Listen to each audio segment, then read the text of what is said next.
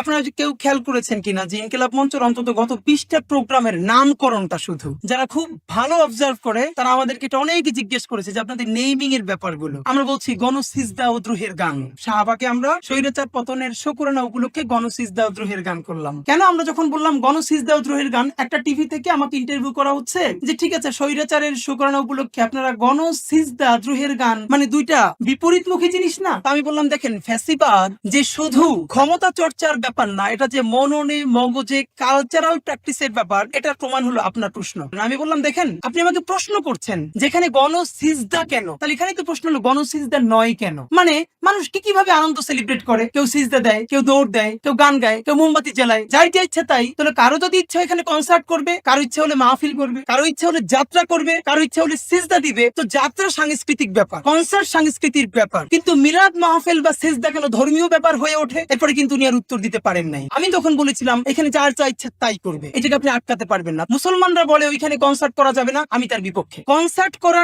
যাবে না না বলে আপনি এত ভালো ভালো মাহফিল করেন যাতে মানুষ এত বেশি মাহফিলে এসে যোগ দেয় যাতে কনসার্ট ফাঁকা হয়ে যায়।